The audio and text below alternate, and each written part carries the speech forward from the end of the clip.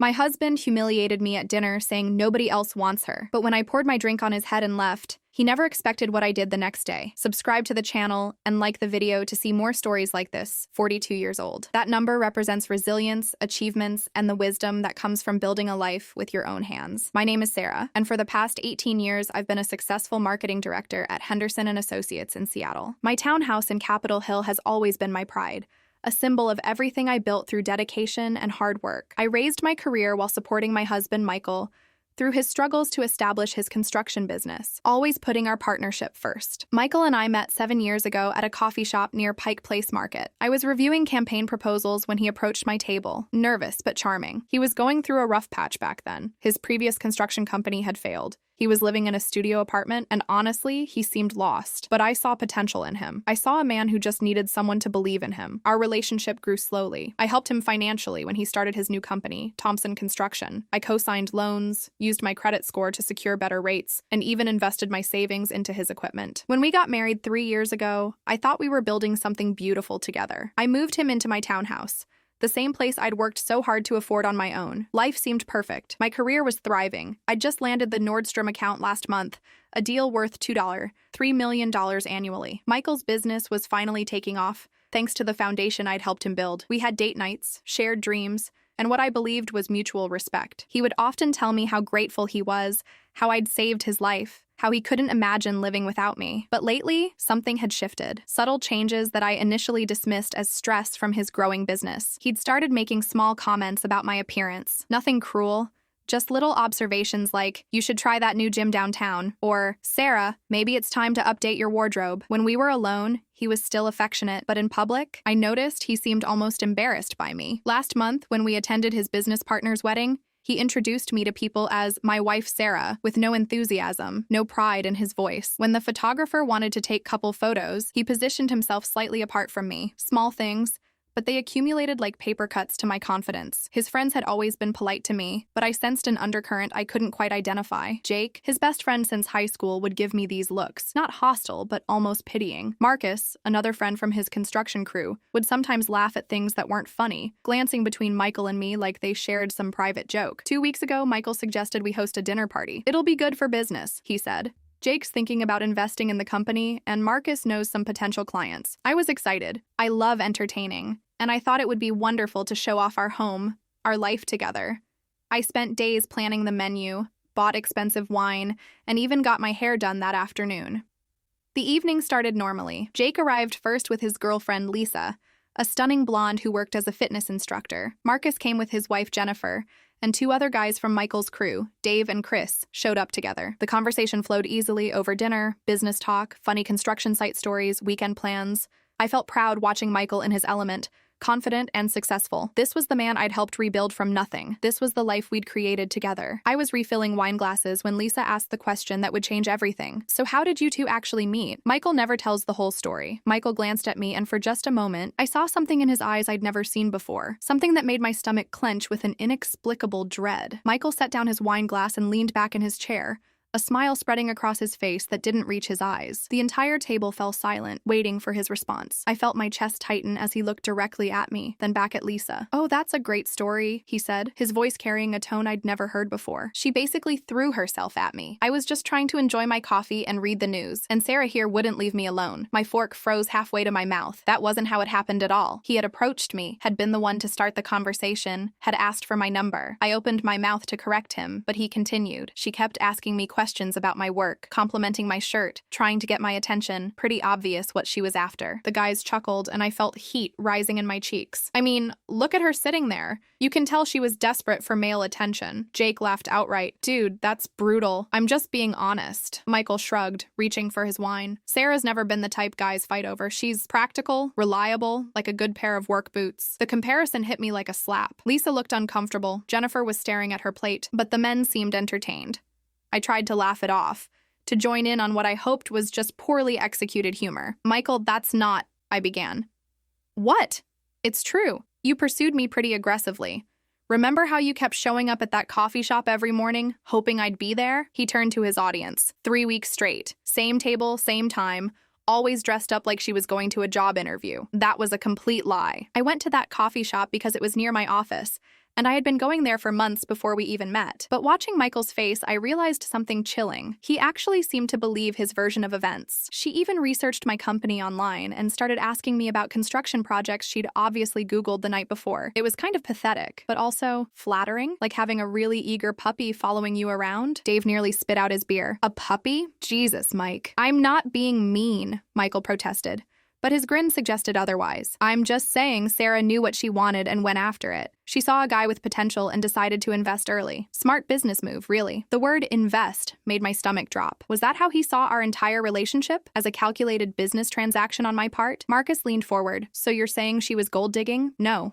Michael waved his hand dismissively. Sarah's not a gold digger. She had her own money, her own career. She was just lonely, I think. Wanted someone to take care of. And I needed the help at the time, so it worked out. I felt like I was watching this conversation happen to someone else. This man sitting in my dining room, eating food I'd prepared, drinking wine I'd bought, was describing me like I was some desperate charity case who'd trapped him into a relationship. Besides, he continued, warming to his theme, Sarah's got other qualities. She's incredibly organized. She's good with money. She remembers everything. She's like having a really efficient personal assistant who also happens to share your bed. The silence that followed was deafening. Even Jake looked shocked. Lisa was actively cringing, and Jennifer had her eyes closed like she was praying for this to end. But Michael wasn't finished. The best part is, she's so grateful for everything. Never complains, never makes demands. Some women expect constant attention, expensive gifts, romantic gestures. Sarah's just happy to have someone tolerate her quirks. I stood up abruptly, my chair scraping against the hardwood floor. Every eye in the room turned to me, and I realized I was shaking, not with sadness, but with a rage so pure it made my vision blur. Excuse me, I managed to say, my voice surprisingly steady. I need to get dessert from the kitchen. I walked out of the dining room on trembling legs, but instead of going to the kitchen, I went to the hallway where I could still hear every word. I needed to know how far this would go. I needed to understand who my husband really was when he thought I wasn't listening. Dude, Jake's voice carried clearly. That was harsh, even for you. What? I'm just telling the truth. You guys have seen how she looks at me, like I'm some kind of prize she won. It's actually kind of sweet in a sad way. Standing in my own hallway, pressed against the wall like an intruder in my own home, I heard Marcus ask the question that would shatter whatever remained of my marriage. So why'd you actually marry her then? If she's so, you know. Michael's laugh was cold. Honestly, convenience. Sarah handles everything. The bills, the house, my schedule. She rebuilt my credit, helped me get the business loans, even handles my taxes. Marrying her made financial sense. Plus, she never questions anything I do. That's pretty calculated, man, Dave said. But he was still chuckling. Look, I'm not proud of it, but I'm being real here. Sarah needed someone to validate her existence, and I needed someone to manage my life. It's a fair trade. She gets to feel wanted. I get a life manager who pays half the bills. Jake's voice carried a note of disbelief. But don't you feel bad sometimes? She obviously loves you. Of course she loves me. That's the whole point. Sarah knows she hit the lottery with me. She's 42, never been married before, spent her 30s watching all her friends get engaged while she focused on her career. By the time we met, she was probably starting to panic about ending up alone. My hands clenched into fists. Every word was a knife twisting deeper. I mean, be honest, Michael continued, his voice getting louder with alcohol and confidence. What other options did she have? Sarah's not ugly, but she's not exactly stopping traffic either. She's average in every way. Average looks, average personality, average in bed. She dresses like she's heading to a PTA meeting even when we go out for drinks. The cruelty in his voice was breathtaking. This was a man I'd shared a bed with just this morning, who'd kissed me goodbye and told me he loved me. Plus, she's got zero game. No flirting skills, no mystery, no challenge. She shows her cards immediately. Always eager to please, always available, always grateful for whatever scraps of attention I throw her way. It gets boring, you know. Jesus, Mike, Jennifer finally spoke up. She's your wife. And I take care of her, he defended. I come home every night, I don't cheat, I include her in everything. She's got a good life because of me. Before we got together, what did she do? Work and go home to her empty house. Now she has a purpose, a role to fill. She should be grateful. But what about when you guys, are intimate? Lisa asked quietly. How do you, if you feel this way about her? The pause that followed was the longest 10 seconds of my life. I just think about other women, Michael said matter-of-factly. Sarah tries, but she's not exactly passionate. She treats sex like another item on her to-do list. Very methodical, very scheduled. I just close my eyes and imagine I'm with someone who actually turns me on. The sound that escaped my throat was involuntary, a small, wounded gasp. I clamped my hand over my mouth, but it was too late. Did you guys hear something? Jennifer asked. My heart hammered as I heard chairs scraping, footsteps moving toward the hallway. I rushed into the kitchen, grabbing the dessert plates with shaking hands, trying to look busy when Michael appeared in the doorway. "Everything okay, babe?" His voice was casual, but his eyes were sharp, searching my face. "Fine," I managed, just getting the tiramisu ready. He studied me for a moment longer, then shrugged. "Don't take too long. The guys want to hear about your promotion." As he walked back to the dining room, I heard him say, "She's probably in there practicing her presentation. Sarah loves being the center of attention when it comes to work stuff." That was the final straw. He was going to use my recent promotion, the biggest achievement of my career, as another opportunity to mock me in front of his friends. I could already imagine how he'd frame it. Desperate Sarah, so hungry for validation that she'd bore everyone with work stories. But as I stood there, surrounded by the expensive kitchen appliances I'd bought, in the house I'd owned before he ever existed in my life, something shifted inside me. The hurt was transforming into something else, something harder, colder, and infinitely more dangerous. I thought about the loan documents in my filing cabinet upstairs, the ones where I was the primary borrower for his business equipment. I thought about the mortgage on this house, which was solely in my name. I thought about the joint accounts he'd insisted on setting up, which I'd foolishly agreed to because I trusted him completely. Most importantly, I thought about the prenuptial agreement our lawyer had strongly recommended, the one Michael had convinced me we didn't need because we're in this together forever. As I arranged the tiramisu on individual plates, my hands had stopped shaking. My breathing had steadied. For the first time in hours, I smiled. A real smile. Not the desperate-to-please expression Michael had been mocking all evening. I picked up the tray and walked back toward the dining room, where I could hear Michael's voice rising again. "The thing about Sarah is she thinks her little marketing job makes her some kind of business genius. But let's be honest, anyone can convince department stores to buy advertising space. It's not exactly rocket science." I paused in the doorway, still hidden from view, and listened to him diminish the career I'd built over 18 years, the expertise that had literally saved his failing business.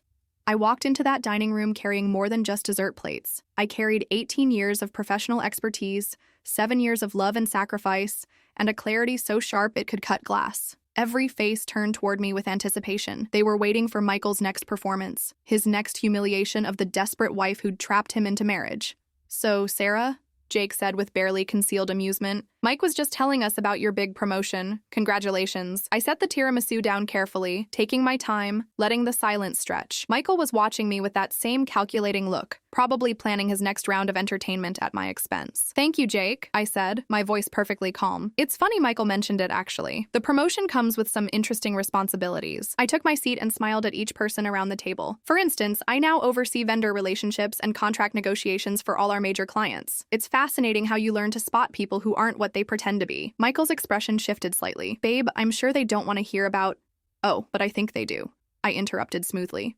"See, in my line of work, we deal with a lot of people who make promises they can't keep. People who present themselves as successful when they're actually completely dependent on others for their survival." Lisa leaned forward, suddenly interested. "Like how?" "Well," I said, taking a sip of wine, "just last week I had to terminate a vendor relationship because we discovered the company was entirely funded by their spouse's credit and assets. But the owner was going around claiming he was self-made." The color began draining from Michael's face. The really sad part was how he talked about his wife to potential clients.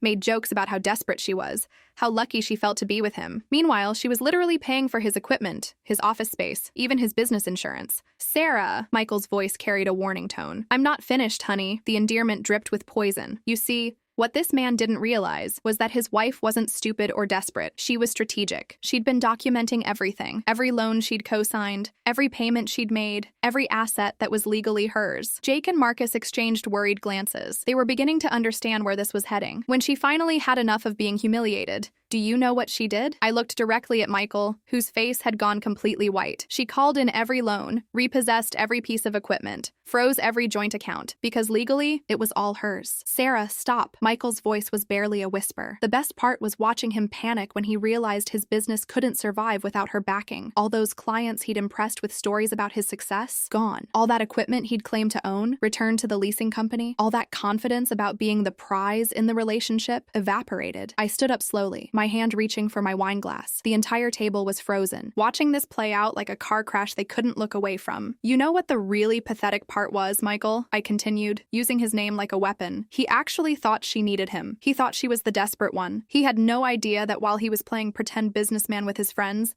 She was the one with the real power all along. Michael shot to his feet. Sarah, that's enough. No, I don't think it is enough, I said, my voice rising for the first time all evening. Because you see, everyone here needs to understand something very important about desperation. I lifted my wine glass, the red liquid catching the light from my chandelier, in my dining room, in my house that I'd bought with my money before this man ever existed in my life. Desperation isn't when someone approaches you in a coffee shop because they find you attractive. Desperation isn't when someone helps you rebuild your life because they love you.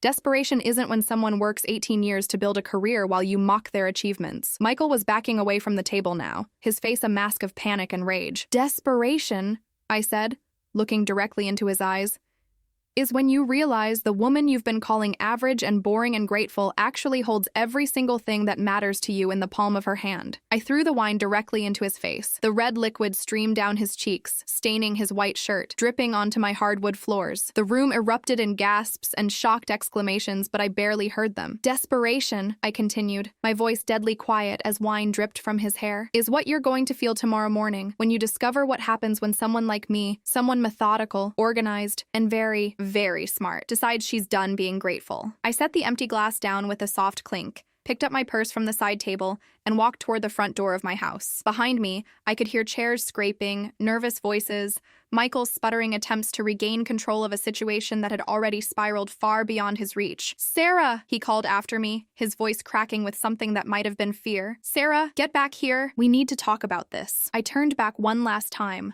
looking at this man who'd spent the evening entertaining his friends with stories about my desperation, while sitting in my home, eating my food, surrounded by the life I'd built and shared with him out of love. Actually, Michael, I said, my hand on the doorknob, we really don't. The door closed behind me with a soft click, leaving them all to sit in the aftermath of what they'd just witnessed. As I walked to my car, my phone was already buzzing with text after text, but I didn't look. I knew exactly what they said, and I knew exactly what I was going to do about them. The woman who'd sat quietly all evening while her husband humiliated her was gone. The woman walking away from that house was someone entirely different, someone who just realized that desperation had nothing to do with loving someone and everything to do with what you did when that love was thrown back in your face. Tomorrow was going to be a very interesting day for Michael Thompson. I sat in my car for exactly 30 seconds before my phone started buzzing like an angry wasp. Text after text lit up the screen, each one more desperate than the last. Sarah, where did you go? Come back, we need to talk. You're being dramatic. Sarah, seriously, come home. This is ridiculous. I turned the phone face down and drove to the Fairmont Olympic Hotel downtown. I'd stayed there before on business trips, and tonight I needed the distance, the luxury,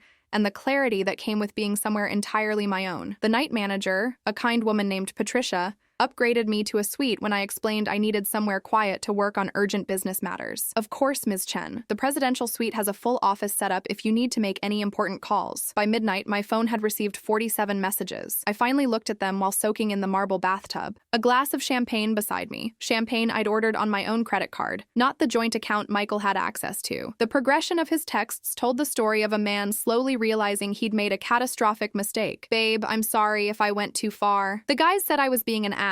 Come home so we can fix this. Sarah, answer your fucking phone. Where are you staying? Your car isn't in the driveway. Sarah, okay, I fucked up. I know I fucked up. Please just come home. We can work this out. I love you. Sarah, please, I'm scared. That last one made me smile. Scared. After 7 years of marriage, Michael was finally seeing me clearly. But the real work began at 6 a.m. when I called my lawyer. Patricia Wong speaking. Patricia, it's Sarah Chen. I need an emergency consultation. How quickly can you see me? Patricia had handled my house purchase and business contracts for years. She was sharp, ruthless, and had warned me about the prenup situation when Michael and I got married. Sarah, it's Saturday morning. This must be serious. Can you be here in an hour? By 8 a.m., I was sitting in Patricia's office with copies of every document related to Michael's business. The loan agreements with my signature as primary borrower, the equipment leasing contracts in my name, the business credit cards tied to my personal credit, and most importantly, the operating agreement for Thompson Construction that listed me as 60% owner due to my financial contributions. Jesus, Sarah, Patricia said, reviewing the paperwork. He's completely exposed. Legally, you own his business. I know. What are my options? Well, you could demand immediate repayment of all loans, which would force him into bankruptcy. You could dissolve the business partnership and liquidate all assets. Or, she paused, a slight smile crossing her face. You could simply remove him as an employee of his own company. My phone buzzed again. Another text from Michael. Sarah, where are you? I've been calling calling all night. Please come home. I want him out of the business completely, I said, but I don't want to destroy the relationships with his crew or the clients. Can we do this cleanly? Absolutely. I'll draft the paperwork this morning. By Monday, Thompson Construction will be legally yours, and Michael Thompson will be unemployed. At 10 a.m., while Patricia worked on the legal documents, I called Jake. Sarah? Oh my God, where are you? Mike's been going crazy trying to find you. Jake, I need you to listen carefully. On Monday morning, Thompson Construction is going to undergo some changes. Michael will no longer be involved with the company, but I want to keep everyone else employed if they're interested. Silence.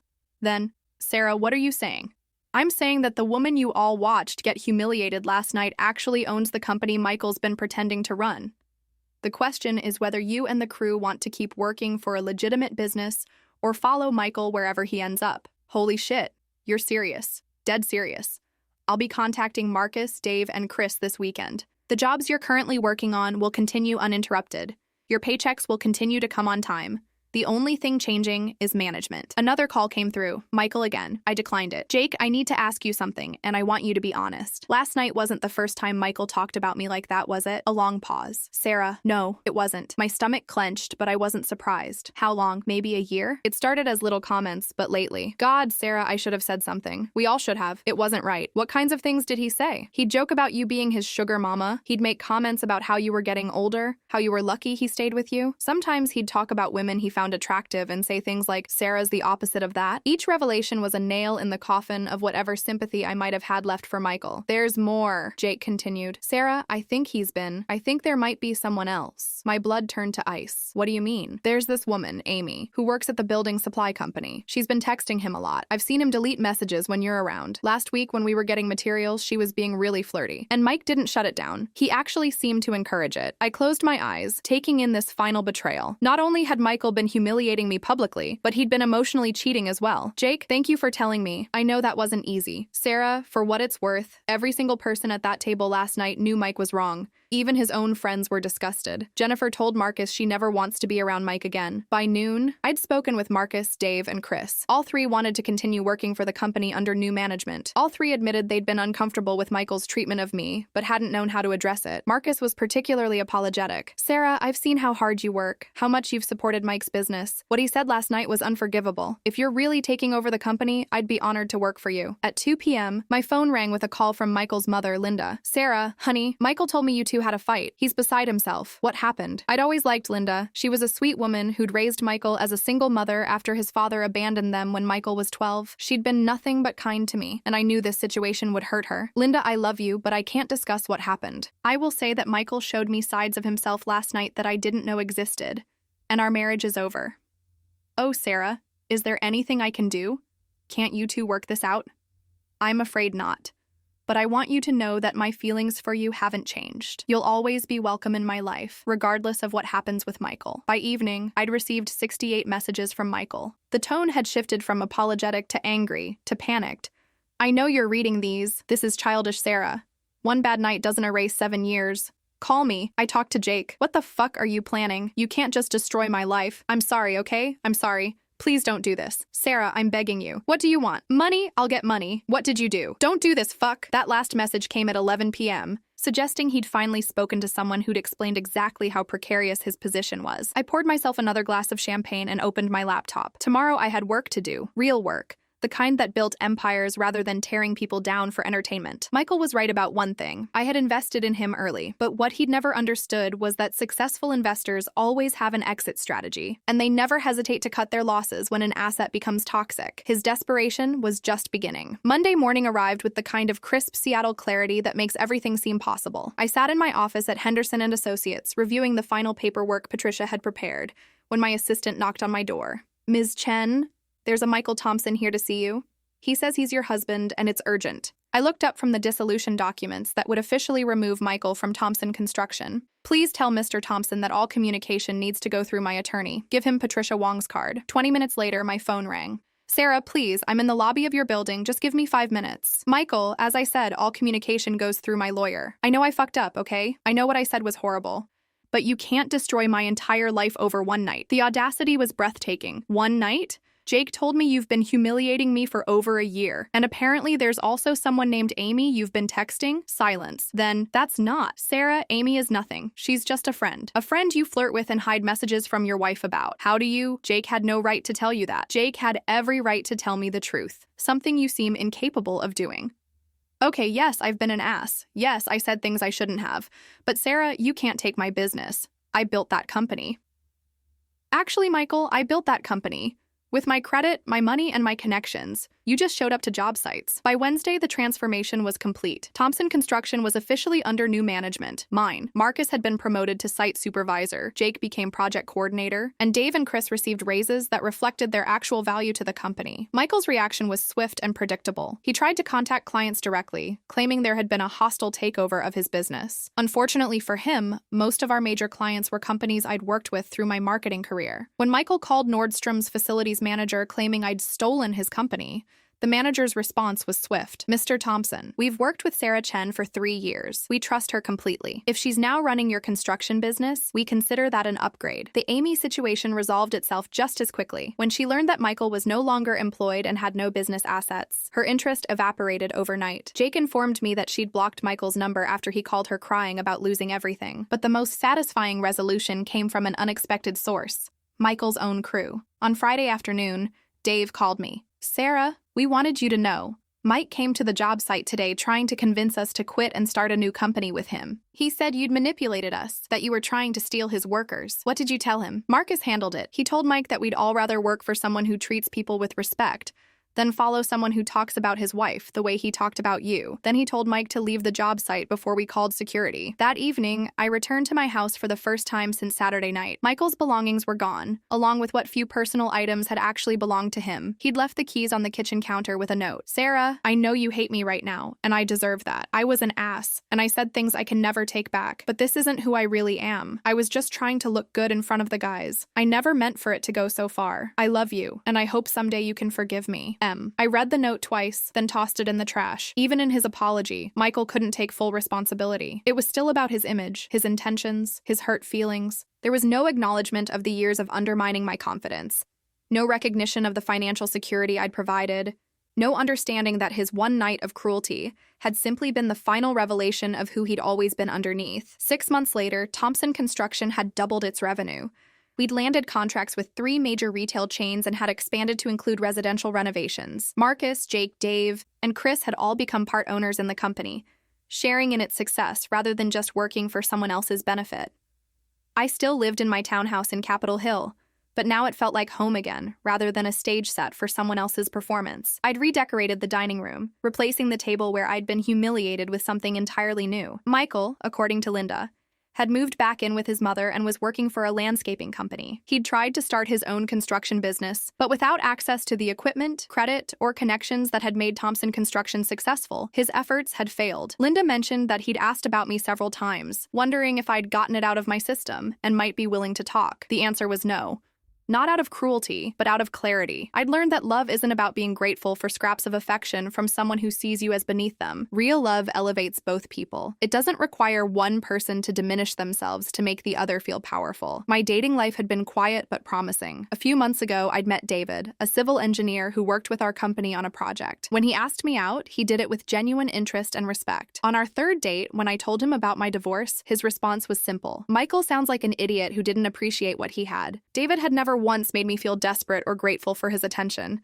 Instead, he made me feel valued, interesting, and beautiful exactly as I was. Last week, I ran into Jake at the coffee shop where Michael and I had first met. He told me that Michael had reached out to him recently, asking if he thought there was any chance I'd take him back. What did you tell him? I asked. I told him the truth, Jake said, that you're not the same woman who used to sit quietly while he talked down to you. I told him you're running a successful business. You look happier than I've ever seen you, and you deserve someone who sees your worth from day one. And what did he say? Jake shrugged. He said he finally realized what he lost. But you know what? That's his problem to live with, not yours. He was right.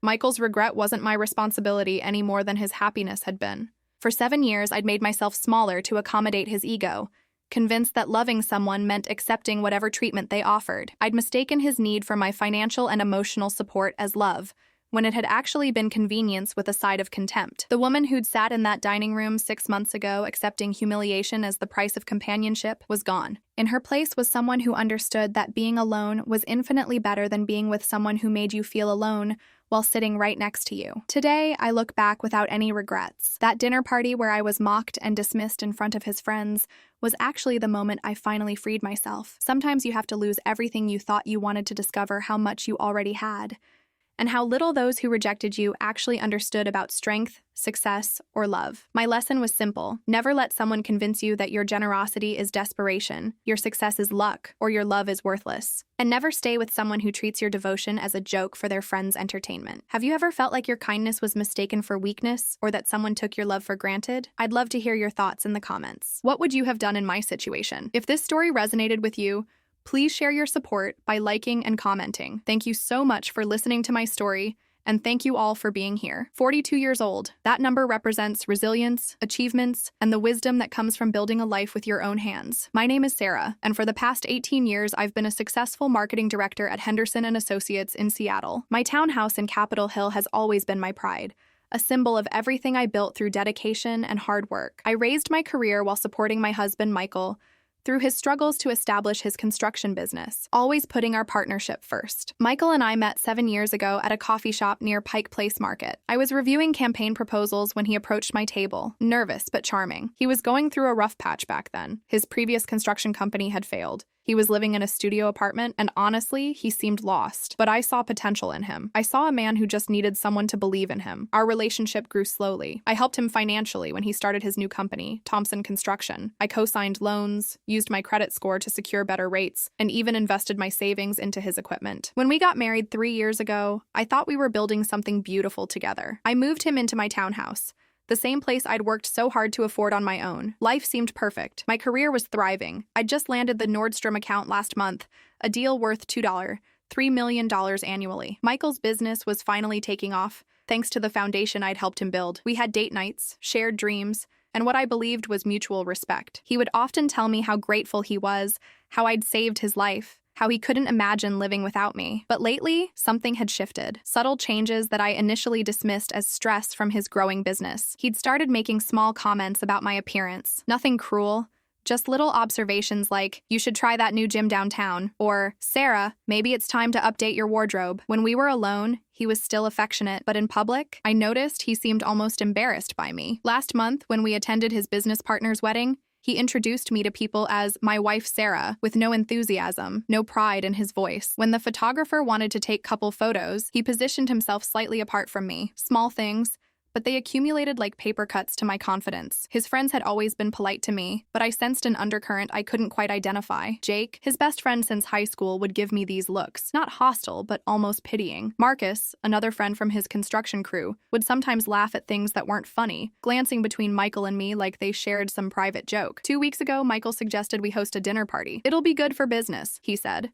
Jake's thinking about investing in the company, and Marcus knows some potential clients. I was excited. I love entertaining, and I thought it would be wonderful to show off our home, our life together. I spent days planning the menu, bought expensive wine, and even got my hair done that afternoon. The evening started normally. Jake arrived first with his girlfriend, Lisa, a stunning blonde who worked as a fitness instructor. Marcus came with his wife, Jennifer, and 2 other guys from Michael's crew, Dave and Chris, showed up together. The conversation flowed easily over dinner, business talk, funny construction site stories, weekend plans. I felt proud watching Michael in his element, confident and successful. This was the man I'd helped rebuild from nothing. This was the life we'd created together. I was refilling wine glasses when Lisa asked the question that would change everything. "So how did you two actually meet?" Michael never tells the whole story. Michael glanced at me, and for just a moment, I saw something in his eyes I'd never seen before, something that made my stomach clench with an inexplicable dread.